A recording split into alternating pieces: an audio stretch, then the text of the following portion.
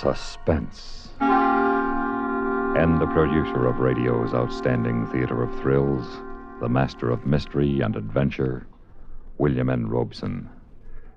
It is now 50 years since the first motion picture was made amidst the orange groves of a sleepy little California village called Hollywood. And a latter-day gold rush began.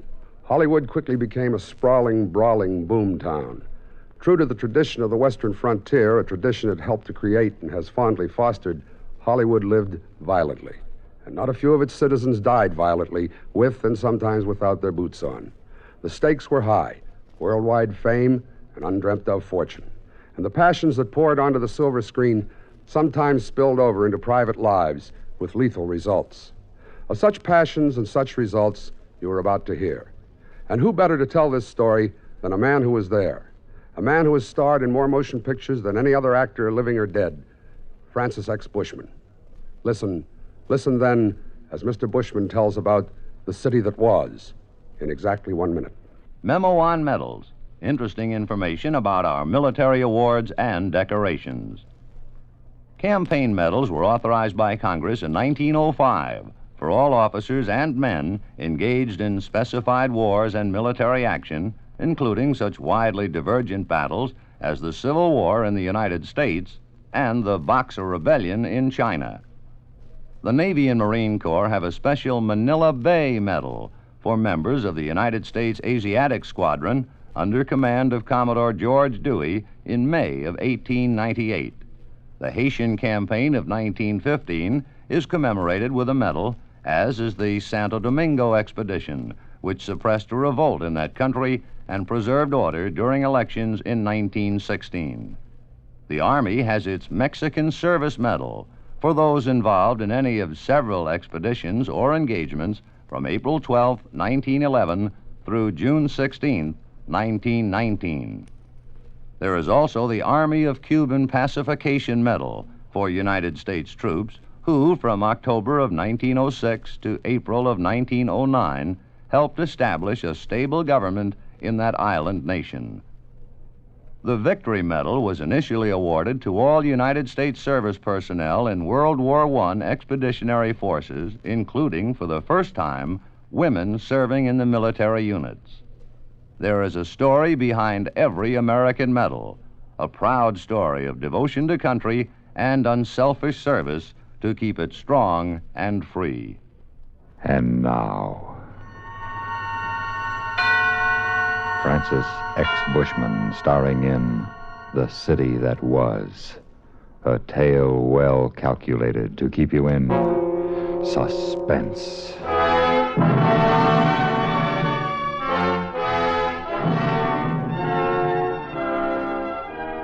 Remember? Yes, I remember the Hollywood of 35 years ago. There was the town for you. It flamed with color, it bubbled with intrigue, and it frequently simmered with sin. Gods and goddesses strolled the boulevard in those days and rode to the studio their $20,000 custom-built Rolls Royce. It was the era of Valentino and Mabel Normand and Wallace Reed, of Barbara Lamar and William Desmond Taylor and William S. Hart, and the great vamps, Nita Naldi, Paula Negri, and Theda Bara. It was the era, too, of Anthony Kendall, matinee idol, turned movie king, and his leading lady, Rena Chalfant, who used to be called the golden flame of the silver screen. You must remember them, and how they were tied up with that Korsakoff killing. Well, all the facts of that cause célèbre were not told at the time, but they can be told now. And this is what really happened that rainy night in November, 35 years ago. Tony and Rena had finished the long day's shooting. It was nearly 7 o'clock when Tony tooled his big white Cunningham Roadster into the driveway of his Whitley Heights estate. He stopped the car under the arch of the entrance gate and was reaching for the electric control button when a masked figure with a gun stepped out from the darkness. All right, hold it right there. What is this? It's the end of the line for you, big shot. Oh, no. Oh, yes.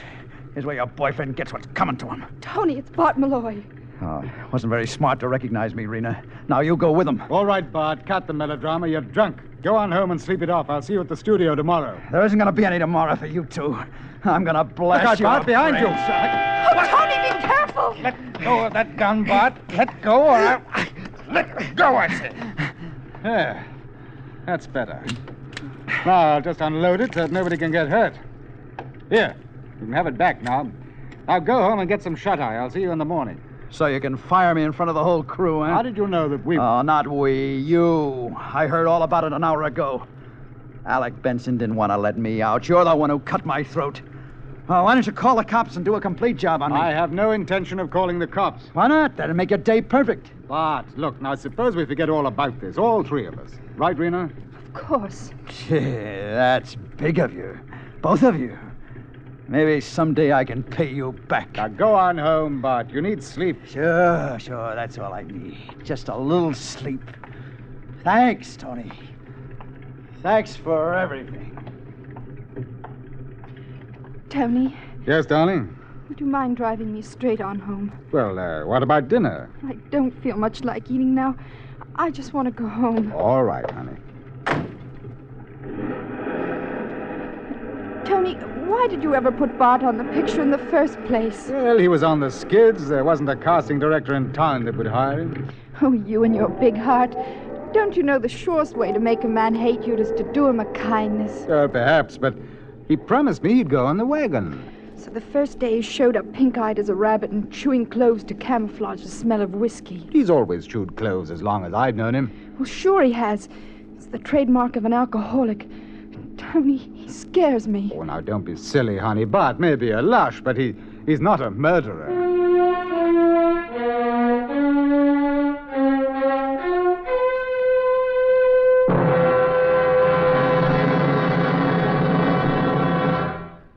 In a moment, we continue with the second act of Suspense. Another visit with Joe and Daphne Forsythe. Ooh, ow, ouch, ooh. What's wrong, Joe? Daphne, have you been using my razor again? Just a little. I was peeling peaches. Oh, fine. Why didn't you change the blade? It feels like you've been sharpening pencils with this thing. Now, just a minute, buddy. It was you who said we could use more economy around here. And I've been saving wherever I can. And by shaving the skin off the peaches... But look at my face. Think how the Red Cross could have used all this blood. It's your own fault. You and your economy. Well, being penny conscious isn't such a bad idea. Not if you use common sense. Take savings bonds, for instance. Here it comes. Go right ahead and scoff. But I got 8 million Americans who agree with me. We all buy savings bonds on the payroll saving plan because we know that investing in bonds is the best way to use our money.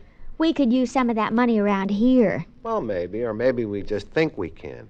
When we buy bonds, we guarantee we'll have the money in the future, when we'll certainly need it more. Stop waving that razor. You're splattering me with soap. Well, I don't mean to get excited, but who wouldn't? Where else can a man make an investment that's guaranteed to pay off $4 for every 3? And guaranteed by the credit of the whole U.S. of A. So there. Bravo! Bravo! All right. Now let me change the blade and get back to shaving. I think I'll stay and watch. Why? Because you're so cute when you cut yourself. Oh, fine. And now,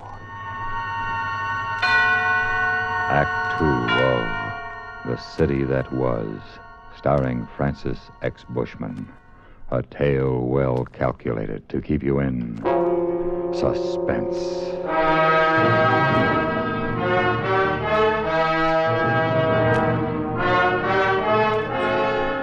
Of course, Bart Malloy didn't take Tony's advice and go home. The evening was still young, and in his misery he needed company. So he headed for Henry's on Hollywood Boulevard. Everybody went to Henry's in those days. It was packed every night with actors, directors, writers, producers, come to see and be seen, and to partake of Henry's wonderful Turkish sandwiches, his fabulous German pancakes, and his fragrant coffee. Malloy is downing cup after cup of it now, each one generously laced with whiskey from his hip flask. Also, he's airing his grievances to Fritz, the friendly waiter, who knows him well. So I take a drink. One measly drink and he tosses me off a picture. He's a louse. That's what he is. He's a star-spangled louse. No, Mr. Malloy dacht niet zo. Mr. Kendall is a fine gentleman, a real fine gentleman. Yeah, well, I'll tell you something, Fritz. I'm going to fix your fine gentleman's wagon for him if it's the last thing I ever do. Oh, you shouldn't say such things, Mr. Malloy, especially at such a time as this. Now, just as soon as he's finished his picture, he and Miss Chalfont will be married. Yeah, I know. Say, maybe I ought to figure out a nice present for him, huh? Oh, that sounds better, Mr. Malloy. You know something? Always, I think that Miss Chalfont would marry that Russian director. What was his name? Korsakov. Yeah. Sergei Korsakov. Yeah. They sure were crazy about each other until Tony come along. Fritz. You may not know it, but you have just given me a terrific idea. Bart Malloy lost no time in putting his terrific idea into action. First, he telephoned the director, Sergei Korsakov, made a date to drop by his apartment later that evening. Then he called Rena Chalfont and employed his not inconsiderable talent as a mimic. Hello? This is Hollywood 2749. Yes, it is. May I speak, please, with Miss Chalfont? I am Dr. von Kesseling. Dr. Friedrich von Kesseling. This is Miss Chalfont, Doctor. Oh, I am Mr. Korsakov's physician, Miss Chalfont. I regret to say some unhappy news for you. Is something the matter with Sergei? He has suffered a coronary occlusion. Oh, no. Is there anything I can do, Doctor? Anything at all? Yes, Miss Chalfont, there is. Mr. Korsakov wished to see you before he goes to the hospital. I think it would make him very happy. Of course. I'll come right over.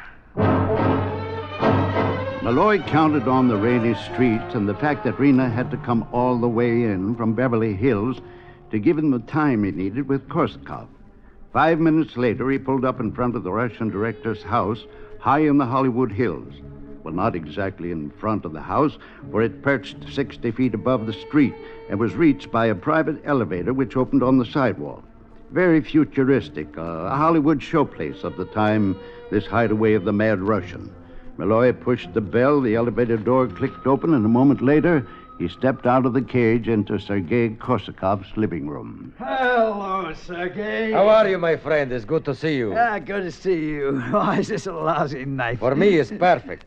I sit before fire and try to solve chess problems. You will have tea? Over there, samovar. Tea? Also brandy, whiskey, vodka. Choose for yourself. Well, maybe just a little one, just cut the fog. Good. Now, sit down and tell me why you called me. Well, I need some advice. I'll be glad to give you any kind of advice that you would It's like this, see. I'm going to come out of this picture with a great deal of dough. And you told me you've been buying real estate, remember? Da, I have bought quite a bit of property in Santa Monica. Santa Monica? Oh, that's too far out. Like the San Fernando Valley. Now, you can't tell me people are ever going all the way out there. Hey, I thought you said you were going to be alone tonight. I expect no one. Maybe your luck's changing, huh, boy? Don't get up. I'll send the elevator back down, and then I'll slip out the servant's entrance. But I assure you, Yes, I know. It's probably a maiden aunt just in from Vladivostok. Just the same, I'll go out the back way so as not to embarrass a lady. You have dirty mind, my friend. I would suggest that you...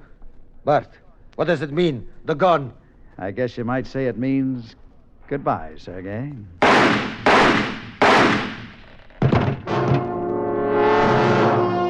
Malloy moved fast now.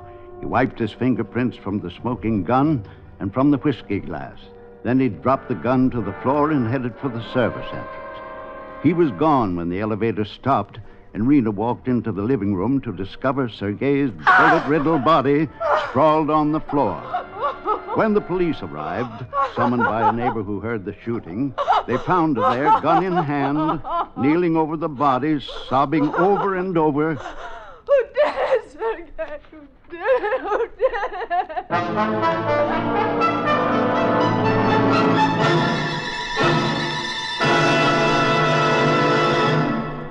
In just a moment, we continue with the third act of Suspense. We have, together, ample capacity and freedom to defend freedom. This is NATO, the North Atlantic Treaty Organization. While the Soviets seek to weaken and disrupt the free world through worldwide military, political, and economic activities, the free world has organized its resources, moral, military, political, and economic, and is ready to deploy them wherever the situation demands. This is the basic reasoning behind the North Atlantic Treaty Organization. The United States of America is a part of NATO. You should be aware of and alert to the objectives and programs of the North Atlantic Treaty Organization. And now, Act 3 of The City That Was, starring Francis X. Bushman. A tale well calculated to keep you in suspense. They allowed Rena Chalfant one phone call. Naturally, she called Tony Kendall. But there wasn't much here his attorney could do for her, since there's no bail on a murder charge. So Tony went to the scene of the crime, and there he found that an old friend of his was in charge of the investigation. Sergeant Kay of Homicide. I'm sorry, Tony, but it just don't look good for your girlfriend. But Rena's no killer. Well, that's not for me to say. I can only go by the evidence I find, and it all points to her. But where's the motive? Rena had no motive. She might have. What do you mean? This is just a theory, of course. Well, let's have it. You may not like it, Tony. I told you, go ahead. Well, she and Korsakov were pretty good friends before you came along, right? Yes. So maybe he's still in love with her. Maybe he doesn't want her to marry you. Maybe he threatens to do something to stop the wedding. And maybe she shoots him? Right. Wrong. Rena is not a killer, Marty. Maybe. But it looks like she did it. You've been all over the place, I suppose. Stem to stern, everything strictly copacetic, except for a whiskey glass with no fingerprints on it. A what? This one right here. Somebody had a shot of bourbon out of it, then wiped off the prints. Sergei didn't drink. No? Then maybe your girlfriend must have... Here we go with that maybe routine again. No. For your information, Marty, Rena isn't a drinker either. That samovar over there is more in her line. So that's what you call that thing. What's it for? Making tea, Russian style. Hey, what's all this stuff in these little saucers? Lemon peel, cinnamon, rose petals, cloves. They put it in the tea. All at once? No, one at a time. Then Korsakov must have been a clove boy. We found a lot of them on the floor. Cloves, eh? And a whiskey glass. You got a theory? Maybe I have. What is it? I'll let you know when I've proved it. Tony Kendall was in makeup and on the set at 8 o'clock the next morning.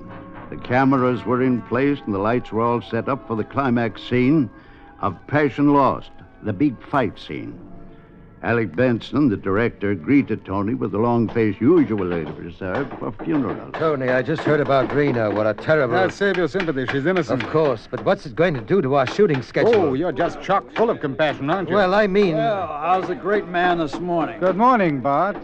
And who's going to lower the boom? You or Alec? Well, Bart, you see... I told you last night we'd forget all about it, Bart. Yeah, but I thought you meant... You're still on the picture, Bart. But, Tony, I've already hired... You heard me, Alec. Oh, Tony, I don't know what to say. Well, then save it, and let's get on with this fight scene. Okay. Now, this has got to top any fight scene that's ever been photographed. Sam, I can't hear myself think. All right, you guys, come on over. Hold the hammers, hold the talk. Come on. You gotta get anything done. Now, we've got to make the brawl and the spoilers look like a chorus boys' picnic. I want... Look where you go, will you, knucklehead? Don't trip over those cables. Will you please knock it off, Sam? You make more noise than the hammers. Oh, sorry, Mr. Benson. Now, let's get the suspense of the fight in Tolerable David, the brutality of Noah Beery and the Sea-Wolf, the cruelty... Hey, look, Alec, why don't you let Bart and me sort of work it out by ourselves? Then we'll tell you how we see it, and then if it's okay with you, we'll try a take. Well, all right. Just call me when you're ready. All right. Come on, Bart, let's block out the action. Let's see, we begin here on the balcony when I find you coming out of Helena's room. You go for your gun, but before you can get it from... Tony, I want to thank you for keeping me on the picture. Well, that's all right, Bart. Now, as I was saying, when you... And I want you to know how sorry I am about Rena. Are you really? Are you really sorry? Oh, I sure am. Rena's one of the... Well, then you'll be nice... happy to know that she didn't kill Korsakov. No? Well, then, who did? You, Malloy. What? You killed him. Oh, you must be out of your mind. What would I want to do a thing like that You for? killed him, and then you framed Rena. You did it for revenge to get back at me. Well, you're talking like a maniac. Am I? What about the cloves that dropped out of your pocket onto the floor? What, Korsakov had cloves, too. They were right there by that samovar. Does it. You were there, Malloy, and you killed him. Well, you try and prove it. I won't have to prove it. You're going to admit it. Oh, I am, eh? That's right. I'm going to beat the truth out of you right You keep now. away from me, Kendall. You can't... Oh, I'm going to fix that pretty face of yours. Hey, Mr. Benson, hey, look. Over there, I said. Well, for the love of... Hey, wait a minute, Tony. Hold it, boys, until we can... It ain't holding, Mr. Benson. Wow, what a wallop. Oh, boy, that sure looked real, didn't it, huh? What are we standing there for? Let's get it on film. Lights, Larry, Paul, start cranking those cameras. All right, you guys, you heard Mr. Benson. Come on, lights, camera. That's fine, Bart. Slam his head against the pillar. Good. Now bring one up, Tony. Bring it up with your heels. That's the idea, real haymaker. You didn't, you, Malloy. You killed him. Oh, get your hands off my throat. I can't You tell me the truth, Malloy. You give it to me straight or I'll kill you here and Go now. and release you on that strangle, Tony. The senses in Iowa may squawk about it. Come on, Malloy. This is your last Yes, chance. yes, I did it. I did. Cut. All right, stay the light. Oh, now, look, Tony, I realize I'm only the director around here, but even so, would you mind letting me in on... You tell him, Malloy. You tell him or I'll... Yeah, I killed Korsakov. Call Marty Kay, will you? Tell him we've got his killer for him, and you better have a couple of the boys keep an eye on Malloy until he gets here. What are you going to do? Me? I'm going over and get my girl out of the jailhouse. And there you have it, ladies and gentlemen, a story out of the Hollywood of the 20s. The city that was. As you know, Rena and Tona Kendall are still one of the film capital's happiest couples. As a matter of fact, I had tea with them last week. Rena served from a great brass samovar. I had my choice of sugar and cream and rum, of course, and then there were small china bowls filled with slivers of lemon peel and dried rose petals and sticks of cinnamon, but do you know something strange? There weren't any cloves.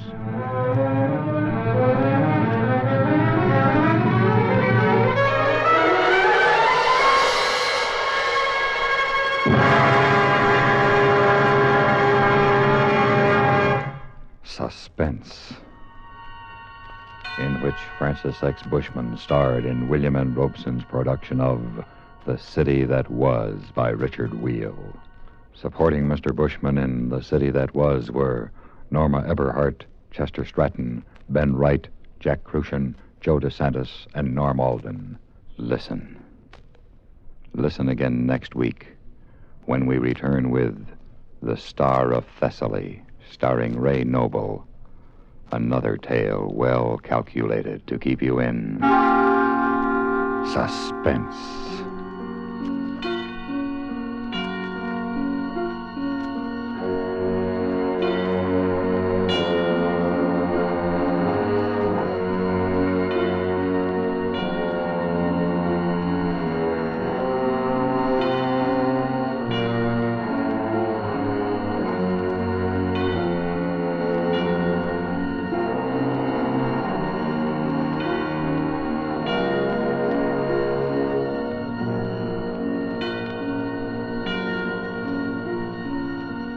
Suspense has been brought to you through the worldwide facilities of the United States Armed Forces Radio and Television Service.